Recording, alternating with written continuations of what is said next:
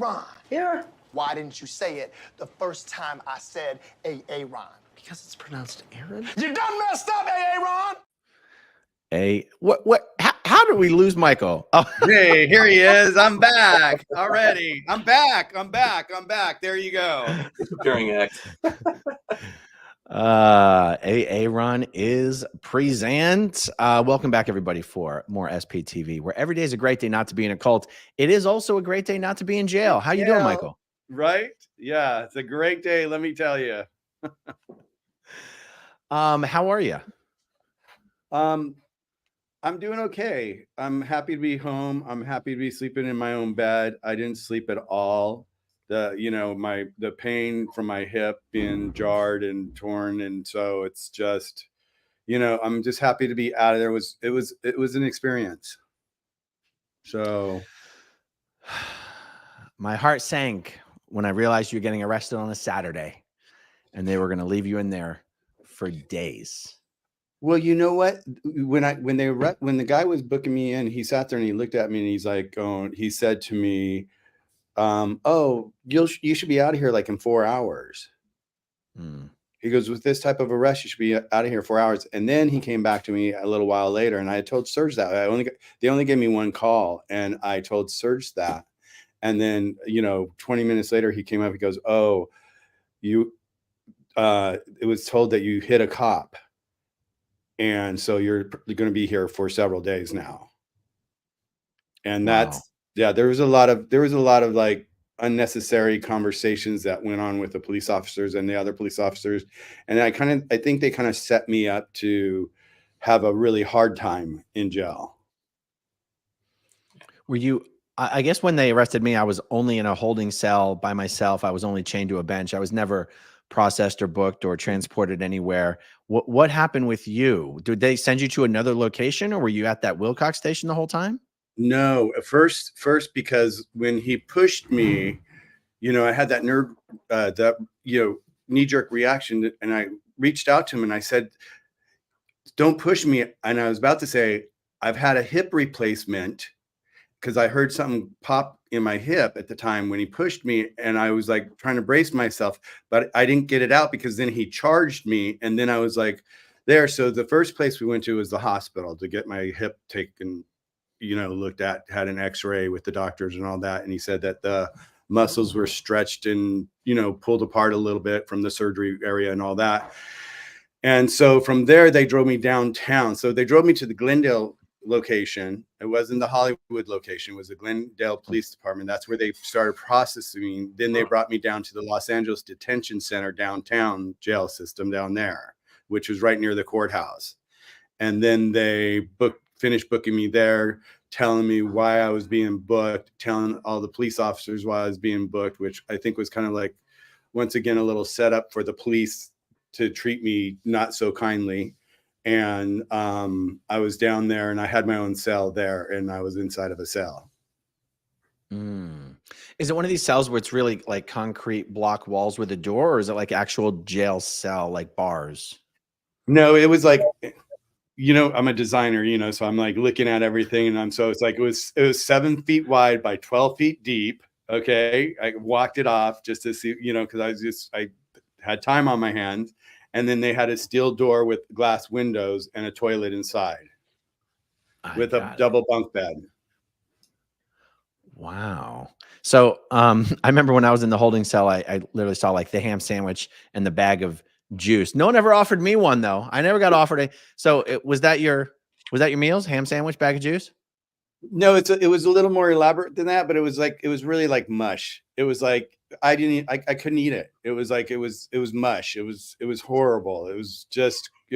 I mean, I don't know. It just looked like they just put stuff together like this, and they said, "Here it is." And like for breakfast, it looked like it was like McDonald's sausage patties and scrambled eggs it was just, the taste was not even there. It was tasteless. It was horrible. Everything was, so I just couldn't eat it. It wasn't my diet. And so I just I decided, and I couldn't sleep. So it was like, I'm not going to eat for 3 days, and I'm not going to, sleep for 3 days. And I just gave myself that permission, and I started meditating and just dealt with what was going on. Wow. Well, I think Bill and was it? It was me, you, and Nora, right? Yes. We did a whole live stream as we were waiting your release, and you know, Bill was able to answer a ton of questions because Bill's a retired law enforcement officer in California. A ton of questions about the appropriateness of the sergeant's conduct and responses, and what his responsibility was as far as de-escalation and using discretion and judgment on how to respond and all this kind of stuff. It was an incredibly educational discussion that we had, and I want to revisit some of these issues with you. By the way, for anyone just joining us or not yet familiar, you can find Michael's YouTube channel here at Literally Michael. Please go over there and subscribe and support him any way that you can. And you can find Bill's YouTube channel at Sir Crepitus. I love your handle at Marcab_recon. That's a Scientology joke. Yeah. That is awesome. Now we do have 3 clips here. I'm just going to show you guys what they are, and then we'll figure out which clips we want to show and what discussions we want to have. This one clip comes from Michael's channel, and this shows maybe roughly the 45 to 60 seconds leading up to the arrest. We have another clip here that shows, well, actually it's the same vantage point. It's the same vantage point. That shows the tap on the shoulder. Yeah. And then we have a third clip from Pinche Becky, 0 F's given, where the officer admits that, he's angry because people just aren't listening to him.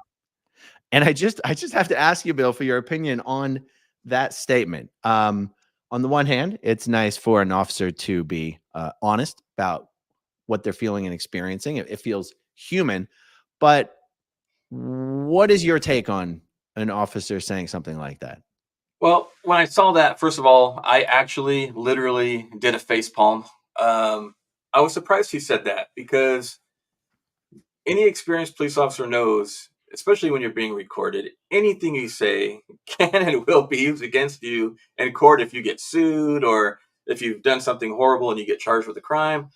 I was surprised he admitted that. I think that he was so wrapped up in the moment, and he really was so upset that he just wasn't thinking. Do you want me to play that clip? Yeah, let's play it. All right, let's see.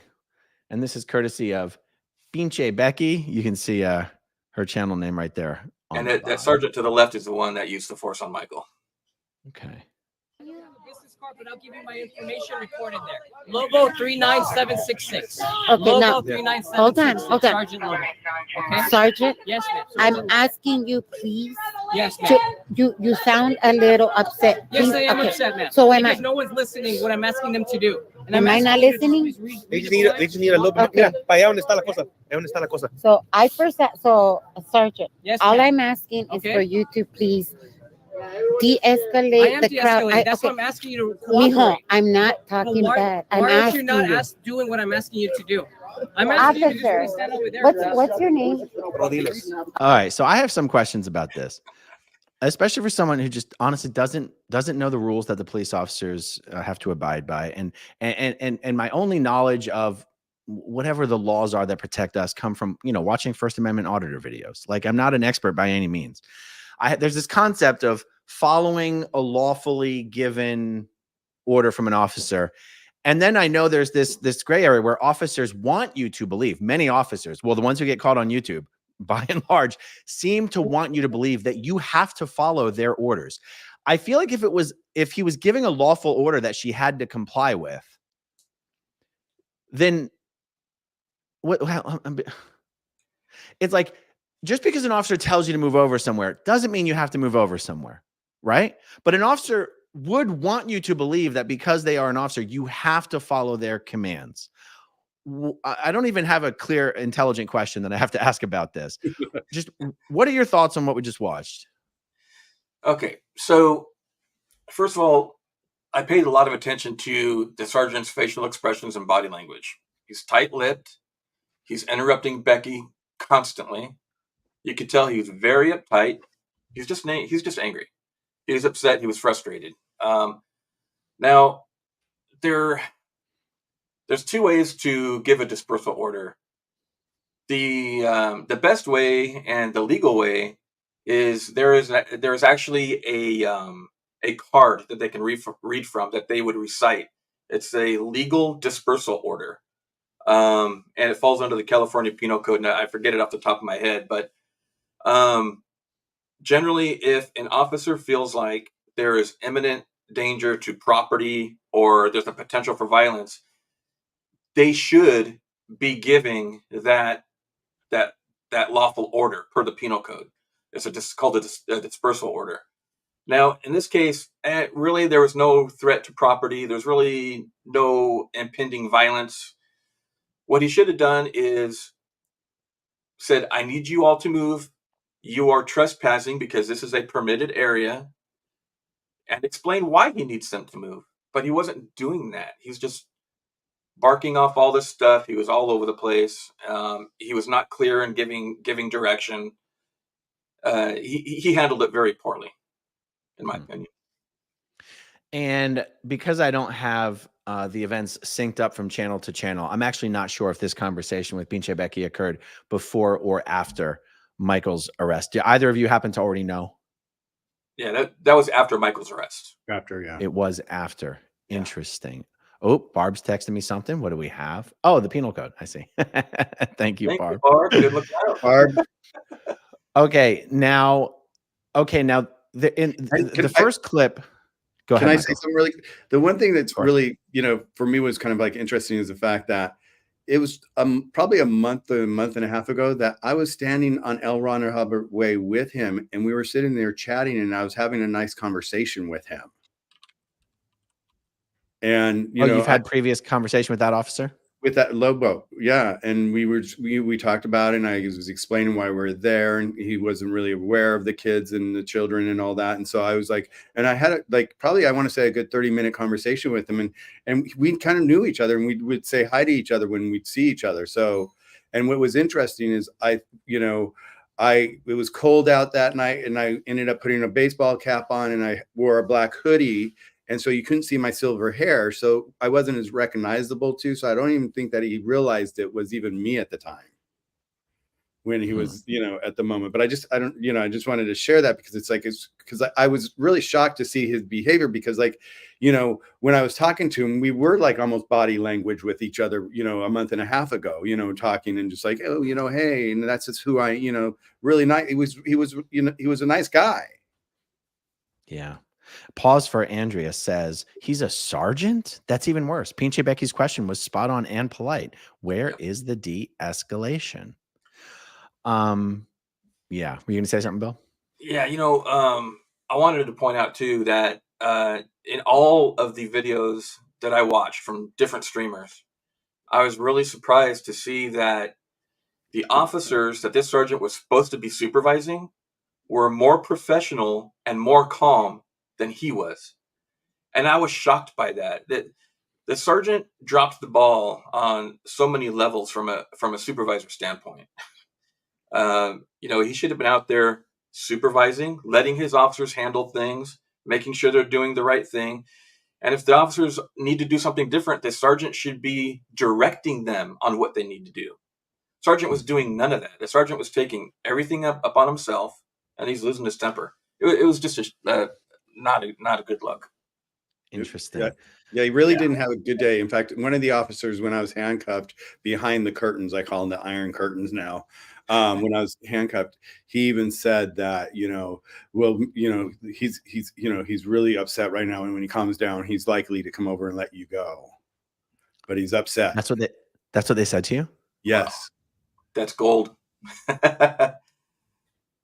Wow. Was it the same female officer who had tried to pull the sergeant off of you, or was it someone else? No, this was another one, a tall guy. Do you happen to recall whether the guy who said that to you was wearing a body cam? No one was wearing. I don't think anyone was wearing body cams. And he didn't have an actual badge. He had the patch.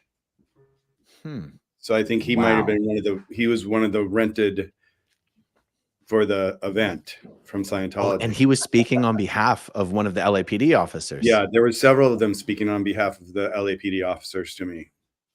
Ooh, that's weird. To me, that's weird. By the way, real quick, just in case anybody wants to look it up, um, California Penal Code 409 and Penal Code 416 both address lawful dispersal orders. If you guys want to, Ah. people out there, look it up on your own. It's interesting to look at. Oh, okay, good. Yeah, that's what Barb sent me here. It goes, this law states that every person remaining present at the place of any riot, rout, or unlawful assembly after the same has been lawfully warned to disperse, except public officers and persons assisting them in attempting to disperse the same, is guilty of a misdemeanor. Yeah. Yeah, it's one of these things. It seems to me, I don't know. I don't want to make uninformed statements, but you're here so you can correct me on them. Why should an officer be giving you directions and instructions and orders that you have no legal obligation to follow? Like, I guess what I'm saying is, if the police are there to protect and serve, if they're there to enforce the law, if they're there to protect the law, why are they asking protesters to move if there's no legal obligation to move? I don't know why this is so confusing to me, but it is. Yeah. So, and that's what I was getting at, with the sergeant not explaining to people why they need to move. I mean, were the protesters standing in an area that was permitted, and so therefore they're basically being trespassed? Or, I mean, I don't know. I can't really explain it. In terms Okay. of the lawful dispersal orders, those are legally binding. People have to listen to those, but they Right. didn't do that. They didn't give Right. a dispersal order. It's kind of like when some of the officers showed up the other day to tell DOA that he needed to move all of his stuff to the south side. And he goes, if I don't comply, am I under threat of arrest? And they said, no. He said, okay, scram, bye. Yep, I saw that. Good for DOA. He handled that perfectly. Yeah. Yeah, those officers had no authority to make them move. No Yeah. authority whatsoever. They weren't trespassing. They're on public property. They had a right to be there. Period. So, Michael, I have a question for you. And the question is trying to understand how you were handled on your release in contrast to how I was handled. I was only held for 4 hours. When they released me, they pretended like I had never even been arrested. I was just brought in for some questioning. But you were there for days. And um, what did they say to you or explain to you? Why were they were just dropping everything, no charges, not even a misdemeanor. They were letting you go, forgive and forget. No, well, when I was in the hospital, I was coming out of we'll start there. I was in the hospital, I was in the x-ray, coming out, getting the x-ray. And all of a sudden there was another Gomez there, the booking officer. And he was with the doctor, the nurse, and the security guard. And he's like, you know why he's here, don't you? Being arrested, don't you? And he's like, well, he slugged our sergeant in the face. And they were all like, what? And I was like, I looked at him, I'm like, that's a lie. And he's like, oh, no, it's not. We have video and we see it's clear as day that you slugged him right in the face. Wow. So then, and it was upsetting for me because like, I'm a really nice guy and I get along with everybody. And like, even like, the doctors, I see a lot of doctors and, and I was asking, okay, what's going on? What do you think happened? He's like, they pulled your tendons and all that. It's all out of alignment and all this. And so the doctor, like his mood changed after he heard that and started treating me like shit. The nurse she's like, oh, I'm not going to give you anything for your pain. And so it was just like, I wasn't getting treated like I would normally be treated at a hospital. They were rushing me in, they were rushing me out. They were trying to they were like, okay, now walk to the car. I'm like, I can't walk right now. I need you. And I had to have them support me. I said, well, get me a wheelchair. They're like, we're not going to get you a wheelchair. I said, well, give me a crutch or something like that so I could at least help myself get to the car.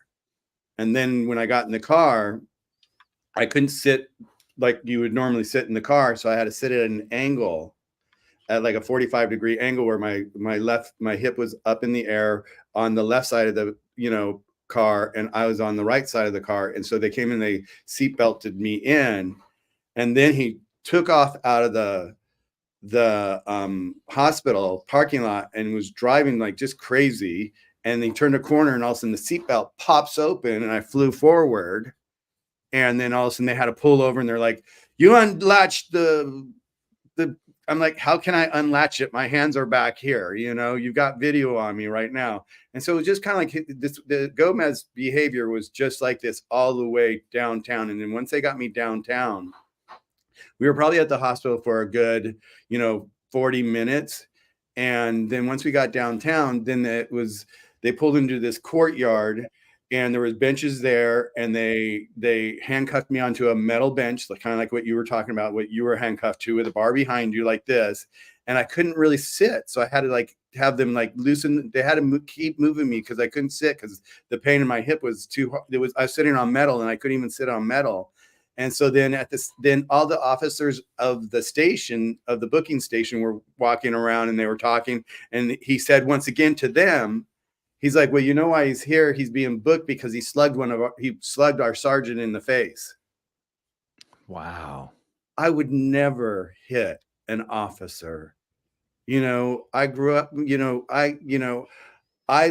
dad was an LAPD officer. I respect them. It's like, I would never hit anyone. I'm just not that guy, Well, and I it's mean, like, since we're talking about that being, what they're telling everyone you're doing, let's just show them. I'm just going to keep the audio off on this so that we can keep talking. But this is the reality of what occurred, and nobody could ever and confuse. you'll see here, I almost tap him on his back first, which I never touched Let's do it him. again. Oh shoot. I realized Aj's angle is the good angle, but that's okay. Yeah. Look, you finger tapped his shoulder. I mean, yeah. Well, I was tap his shoulder. Well, I was going to first. I was going to tap him on the shoulder and say, "Hey, I was just going to, because it was me. I had a relationship with him, I thought, and I was going to talk to him. And then all of a sudden, the next thing I know, he turns around and he goes, "You're in my personal space." And he pushed me really hard. And then I knee jerked just to reach back because I heard my hip, my hip was acting, it felt like it was popping out. That's what I thought was going to happen. And so I was kind of I'm like, "Don't push me. I have a hip replacement." But I didn't even get to the point where I have a hip replacement, because then he came charging at me, and then he was trying to take me down with his feet on the ground. He was just angry. It's like a bullfight in Spain, I feel like. Well, I'm glad you mentioned that. I didn't. Have you had a chance to actually watch the footage? Serge and I watched it, last night when, once I got rested a little bit, and I look at it and I'm just going, I can't believe it happened. I'm just he was just so aggressive. Yeah. Because I know sometimes when you're in it and things happen fast and adrenaline is pumping, it's your perception of what's happening can be altered. And I didn't know if you even realized that at one point he tried to throw you to the ground, but the other officer. Yeah. I had no idea he was trying to do that. I had no idea that he was trying to do that. And and then there was three of them. The next thing I saw is that he fell in the bush. That's what it looked like. That's what it looked like, that he actually ended up falling, and as soon as I saw that, I was like, oh, they're going to say that Michael did that to him. No. Go, sir. I'm sorry. Yeah, the very first time that Sergeant Lobo pushed Michael, all of us thought that Michael had actually kind of tapped him on the back to get his attention, but Michael actually didn't touch him. Yeah, I know, Aaron, you mentioned that the other day, and you were right. Michael did not touch him. Michael merely, leaned up and told him about the children, and that's when he lunged at Michael and pushed him with a great deal of force. To be clear, let me clarify. Yeah. There's a part in the video where it looks like Michael taps him on his back, and then the officer pushes Michael away. That's when Michael actually did not touch him. No, I didn't, because I was going to top. In my mind, I was thinking I was going to top and say, "Hey, how's it going? How's your day? How's your night going?" I was going to have a conversation like I had with him before. Yeah. And then the officer pushes you away. He screamed at me, "You're in my personal space," and he shoved me away. And then that's right. That's when I reached out to stabilize myself and say, "Hey, don't push me. I have a hip replacement." Yeah. And there's a kind of an important element to this too, is that You know, being in law enforcement, man, I've been through all kinds of riots, jail riots. I went through the Rodney King riots, all kinds of other civil unrest after that. Also, um, you know, if a protester is getting hostile and aggressive and in our face, we have a right to kind of like lightly push them away, back off, don't touch me. Um, but that's when they're acting in a way that you think is threatening. In Michael's case, all he did was just say, "Hey, there's children in there that are being abused," and suddenly the sergeant lunges at him, pushes him. That is very, very, very borderline assault under color of authority. I would even go a step further and, in my opinion, say it was assault under color of authority because Michael was not threatening in any way at that point. Oh, do we want to And play that's that clip? Because we can. Yeah, sure. Do we want to play that clip where Michael says that to the officer? Yeah. Yeah, I think that would be good. It puts it in better perspective. Okay, here it is. We're right behind you. We're right behind you. Get back in there. Back inside. Yeah, there are kids. Nervous smile on her face. There are kids locked up in here. Hey, give me some space. Hey, don't touch me. Don't touch me. There we go. And so, you do hear someone off screen also kind of say to the officers, "Hey, look, we're going to be behind you." In other words, we're not, to me, I took that as we're not threatening you. We're following you, I don't remember who said that. It sounded like on. It sounded like Streets to me. Okay. And then you were basically explaining to the officer why you guys were there, why the protesting is important. There are kids in there. Yeah, that's all. Exactly. So, Michael, the other question of oh, that's right. I had asked when they let you go, how did they explain to you why they went from telling everyone that you were there for socking the sergeant in the face, and everyone presumed you were going to be hit with felony battery on an officer charges, to basically being like, "Oh, we changed our mind. You can go. Sorry for the inconvenience." Well, because I'm married to a man, I'm gay. They kept me in my own. Wait, what? I'm married, and Hold I'm on. married. No one told me. No one told me this. No one told you that? Well, no. I just came out of the closet. Oh no, national. No. So they had me always in my own pen. They always had me separated from all the other guys. And so when they transferred us from the jailhouse over to the court system, they put us in the bus, and they even put me in my own little cage where all the other guys were sitting together. Because you're gay? Yeah. Yeah, because they're supposed to segregate. It's just policy. Yeah. I didn't know that. Yeah. So they segregated me all throughout the whole thing. And then when we got to the courthouse, they did the same thing. They unloaded everybody. They took all the guys together and they put them all in one room. They had them all stripped and down to their underwear and all this. They didn't have me stripped down to my underwear, which I was like, because at one point I thought they forgot about me because I was like way down at the end of the hall in a cell by myself. Okay. And all of a sudden there was a guy that was in the cell right across from me, and they went and grabbed him. And then I heard them grabbing all the other guys out of all the other cells. And I'm like going, hey, did you forget me? Did you forget me? And then they came back. No, we didn't forget you. We didn't forget you. And I'm like, okay, are you sure? Because I was thinking like, God, if they forget me, they're going to lose me. Then I'm going to have to spend another night here. And I haven't slept in 72 hours. How am I going to spend another night? Because my hip is just killing me this whole time. I can't even sit inside the pen when I had to stand up most of the time because I can't sit, And so at one point the day went on, then lunch came, and then they moved me from one cell to the next cell. Then after lunch, they moved me to another cell, and then all the cells were empty, and I'm sitting there and like in this last, and they moved me to the closest cell by the door where everybody was out, the protest, the Laura and Serge and all them, I could hear them next to the exit where they're going in and out. And so then all of a sudden a guy comes, they check on you every once in a while. And I said, hey, what time am I supposed to go up? And he said 4:30. And I'm like, and it was like 4:00. And I'm like, okay, so I've got a half hour. And I'm like, okay. So I'm sitting there thinking, and I'm already thinking, I'm like going, I just couldn't believe, I was just replaying everything. And it was just also triggering. And I was in so much pain. It was freezing inside there. And, 4:45 comes along, and then he comes again. I'm like, oh, are we ready? He goes, nope, not yet. And he goes, No news is good news. And I'm like, what does that mean? He goes, I can't talk right now. And he leaves. Right. And so then I'm sitting there and I'm just listening. I hear Laura and Serge out, I hear them out there and I'm like, and it's making me cry. I was just like, it's just like, it was hard. It was like to hear them was like so special to hear them out there waiting for me, And then came 5 o'clock and another officer came that I hadn't seen yet. And he goes, okay, come with me.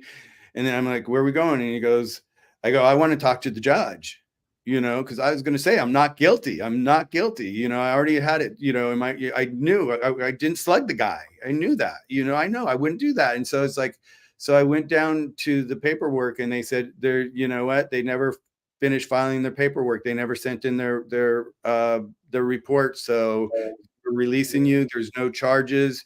This will be expunged from your record and you're free to go. Okay, Bill, what are your thoughts? Is this just normal? No. Here's the thing. I will always tell the truth, even if it makes law enforcement look bad, because again, like I said before, I don't tolerate any kind of corruption whatsoever. In reviewing all the video and looking at the body language and the facial expressions of the sergeant, I knew he was building up. So, I've seen it happen on my department before in the past, and I know it happens on other departments, especially LAPD. They go too far sometimes. They use force on somebody for whatever reason, and in Michael's case, it was so excessive and unreasonable. They were probably crapping their pants because none of these officers were wearing body cams. First of all, I didn't see a single body cam, which is a major policy violation with LAPD to begin with. But you have all these streamers getting all this on video. They were probably crapping their pants because they realized that the force was not reasonable. It wasn't good. And in cases like that, I've seen departments say, "Shit, we've used force on this guy. Ooh, this doesn't look good. We're going to have to charge him with something because if we don't, it's just going to make it look even worse." So, I mean, I would tell everybody, please just, even if it's just a finger touch, just don't touch a cop. What happened with Michael was so borderline. That's why they were able to get away with arresting him and booking him. So it was just for that little finger touch. It's ridiculous. On our department, we used to call those a hummer, where it's like, well, we really screwed up, but he did touch him, so maybe we can use that as a reason to book him. We know the case won't get filed. We know it's going to be thrown out, but it makes him arrestable. So let's just do it since we use force. We don't want to make ourselves look bad. That happens. I've seen it happen in my department. I know it happens in LAPD and other departments. Are you okay, Michael? Yeah. I'm sorry, Mike. No, it's hard because it's like, just going through this. That's why I haven't really gone live yet. And it's like, and just even seeing the comments and everybody saying we love you. And, it was really hard. I don't know. It hurts. Yeah. And what makes this whole thing worse is that they know there's not going to be a case filed because it's so unbelievably weak. Yet they're willing to put this man behind bars, and ruin his day, ruin his week, possibly even ruin his life. Because many times, even if you get arrested but not convicted, the arrest can still show up on your record. And if somebody does a background check later on, that can still show up. Oh, well, I'll tell you this. The LAPD, they claims I was never arrested, but that has not kept Scientology from adding a whole new page to my hate website saying that I was arrested in LA for felony stalking of a disabled veteran. It's just disgusting. A whole page on the website. Pure lies.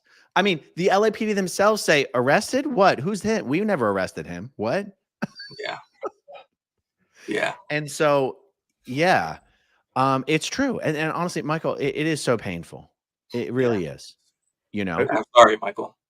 It's Thank you. pure abuse. It's pure abuse. It's inhumane, and it's playing with people's lives Yeah. just to satisfy their own ego. I mean, we know the LAPD is working with Scientology. It's beyond any shadow of a doubt. Yeah. And it's There's no, disgusting. it's disgusting. And it's, you know, and it's like that. The thing that just really aggravates me too, that really hurts, is like, I keep having flashbacks of that off the booking officer sitting there going, you know why you're being booked? Because you slugged our sergeant, you know? And it's like, and he was laughing about it. They were laughing about it, you know, they were, and it's like, and it really made my time inside the jail even that much harder, because they didn't give me my call for the judge, for my lawyer. I wasn't able to call a lawyer. They kept saying tomorrow. I was only able to call Serge once, so he had no clue what was going on. And so it was like, and I was supposed to be able to take a shower. I didn't even get to take a shower the whole time I was there. You're supposed to get a shower every day. They didn't let me have a shower. So I really feel like the words that one officer said had an impact on the whole thing, that even made it harder for me. And it was really difficult. It is difficult. Go ahead, Bill. Okay. I was going to say, you know, on one of the video clips, Aaron, it was actually the clip right after Michael was handcuffed and being walked away. That sergeant said out loud, "You hit me." And you can hear Michael responding, "I didn't hit you." That's right. That sergeant, I can guarantee you, was the source of all those other officers down the line saying, "You hit our partner." That's where that came from. Bold-faced lie.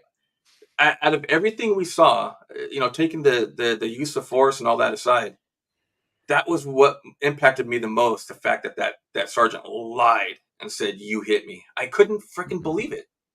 It was unbelievable to me. Now I was thinking, is this officer going to write a report stating that Michael punched him when clearly he didn't? It blew me away. I freaking hate liars, especially cop liars. It makes me very angry. So. Incredible. Yeah. Michael, did you get a fingerprinted and a mugshot and everything? Mugshot, fingerprinted, the whole thing. Yeah. I mean, that's like Scientology. Look, I'm always someone who says no one cares about anything Scientology does or says, but that's really more of a psychological thing. Let's be honest. I'm the one who doesn't care about anything Scientology does or says. You know, Scientology can use that against you, and the LAPD handed them that. Well, they did say when they had me signing all the paperwork, and I said, well, now how can I get this off my record? And they said, you could come down in 6 months and we can get it expunged off your record. Right. Because it was an unlawful arrest. Make sure you follow through with that, Michael, because I've never been arrested in my life. And it's like, why am I, you know, here I am, this 60-year-old guy, you know, in prison on steel. It was just horrible. It's just like, even hearing us talk about it is just traumatizing. And it's just like, it hurts. It hurts so deep. Yeah. I know you've got a hard stop here in about 7 or 8 minutes. Yeah. Let's go through some of the questions that the lovely Barbara, SBTV Tattoo Warrior, has been starting for us in the back office here. Crazy Love is Love says the tall cop that Michael was talking about spoke with Aja and realized where the cop messed up. And the cop had a very different look on his face. Let's see. Jill Davidson, thank you very much. Jill Davidson, thank you for gifting a channel membership. And you'll clap when I'm gone. Thank you for gifting a channel membership. Marissa says, Michael is the only one who comes out of jail looking like $1 million. Let's see here. Miss Kim says, it's all about them arresting and punishing. They don't care if the charges stick. They're following Scientology's orders. Yeah. Lydia Von Stretchclaw says, Michael's looking at the design in jail thinking, I could do so much with this. No, I was, believe me. And, you know, I have to say that's funny that comment is that when I was in jail, it's like, it was like, because I'm an artist, I started looking at the walls, and these guys that get in there, they are in there and they're doing art on the walls, and there's such incredible art on all the walls and on the benches, and it's not that they have pens or anything to draw with. They're using something to scrape the paint off, and they do it in layers where it looks like people, and they're laughing and they're holding each other. And it was like that was one of the things that I was able to occupy my time with when I was in there, is it was looking at the different art. And it was really that was one of the things that I was like, I definitely, and the cushion that they gave me that was, supposed to be like 3 inches, was battened down to maybe an inch after 100,000 people have been on them. Didn't do anything for, comfort. So it's just like I had a redesign of the whole thing. SPTV and Espanol says, the first thing I thought when I saw that cop going after Michael was about the physical abuse he endured by his father, who is or was also a cop. Much love to you all. This came up a lot in our chat. Yeah. Do you feel like, I don't know. Is there anything you want to say on this? Well, no, because, it's like, I think cops have good days and they have bad days, and it's just part of the job. And it was hard on my dad. And, it's like, it was just, I really don't have much to say about it. It's like, it's just what, and I saw with my dad, I saw it all the time. And then that's why I said that this Lodo, he had a bad day. And you saw that his anger was just building up and building up, like Bill's saying. He had a bad day. Oh, that's very gracious of you. Christian B says, yeah, the other officers were in front of that sergeant and didn't know what actually happened. This is something Michael needs to fight. Yes. Yep. Well, that will definitely be happening. Do you agree? Absolutely. Yeah. Go ahead. No, go ahead. No, it's just because the way they treated me, and it was just to watch. There was one thing that the sergeant said, that because the moment I got behind the curtain, of course, Scientology runs out, and the one guy, the tall guy with the white hair, comes out and he's trying to take pictures of me. And so I'm pulling my hoodie down so he's not capturing my face. I'm just doing like that for my privacy. And he's out there, he. And then they went over there, and then they were arguing with Lodo as well. And they said, and Lodo's like, I'm trying to do anything I can, but the protesters aren't doing anything wrong. Yeah. Yelling and jeering is not a crime. It's your First Amendment right, and the officers should not be responding to that in a negative way. See, that's an important point, and I'll admit I have my own bias against these. When my bias is this: I know I'm one of those people who, when I watch a video and people are yelling at officers or shouting at officers, there is a part of me that goes, "Well, don't be surprised when the officer does something," and it's easy for me to forget that the offices are held to a professional standard. They are not. Yeah. The standards are different. And I don't know, I feel like maybe that's something, I don't know. Can you speak to that a little bit, Bill? Like, because, leading up to what happened, Michael and others who were following the officers were basically, what would the right word be?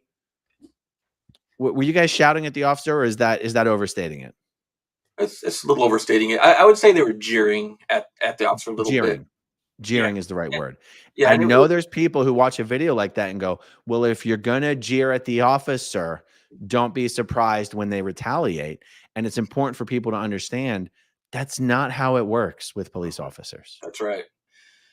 Police officers, it is drilled into our minds throughout the academy, throughout all of our recurrent training, to control ourselves, ignore the jeering, unless you're being threatened and you think that they're going to follow through with the threat.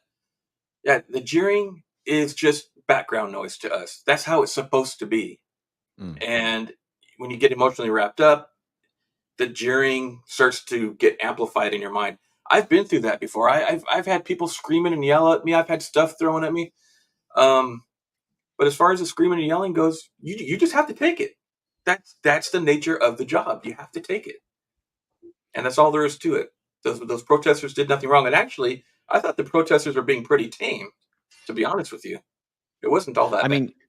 Considering the LAPD officers constantly show up to harass the protesters, I agree. The protesters have been pretty tame. Yeah. The one and only, the infamous Bitch Marisker says, I keep asking the same question. At what point is a department so corrupt that honest officers can't work there? Watching the protests is like real life of the movie Training Day.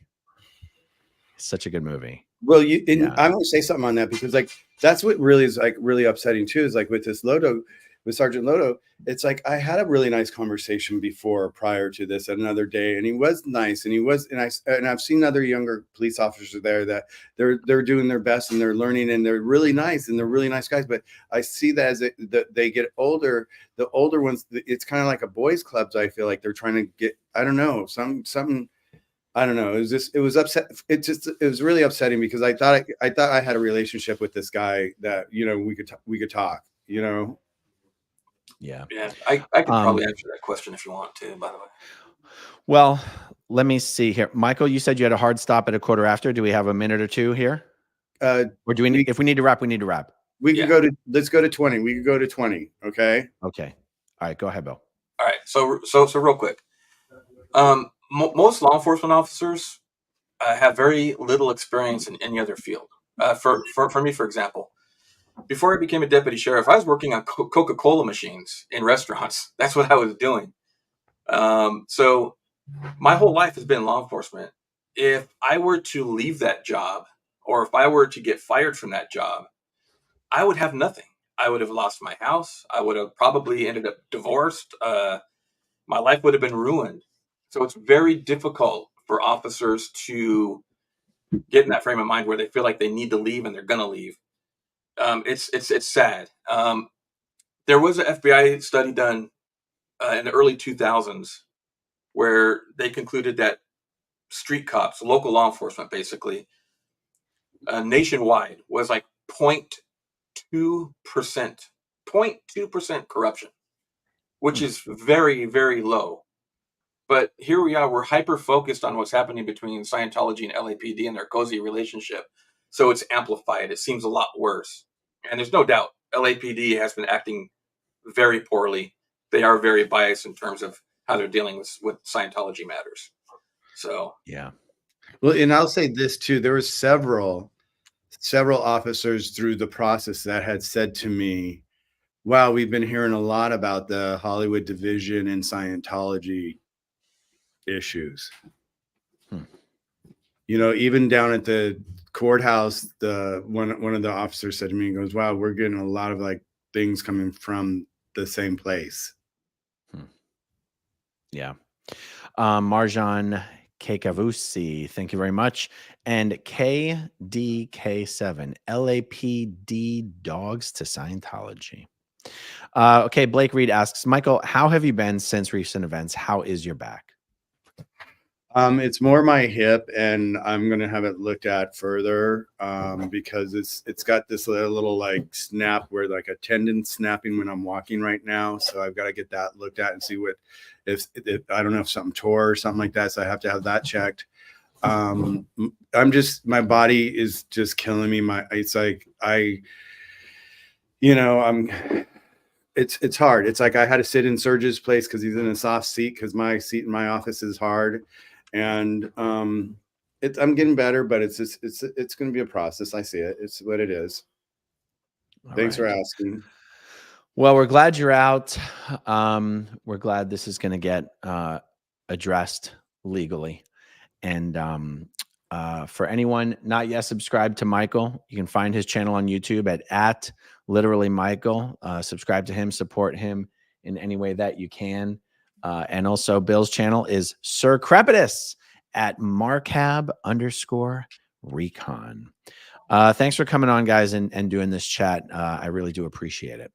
Yeah. And I just want to say to all the subs out there, to everybody that is on YouTube following all the different channels, the love and the compassion and just the words I've been receiving, it's just so touching. And I just want to say thank you everybody for all your support. It's been so wonderful to have you guys here. And so, and that's why, I felt safe coming on to your channel, Aaron, to, do my first real live with someone, because it's like, you know, I needed this support. So thank you. Well, thank you. All right, guys. Thank you for hanging out with us, and we'll talk to you soon. Okay, All right. if you want to see my rock and roll songs, click right on this guitar. And if you want to see a different one of my videos, oh, dancing on my love, then you could click right inside here. If you have subscribed or not, subscribe right here.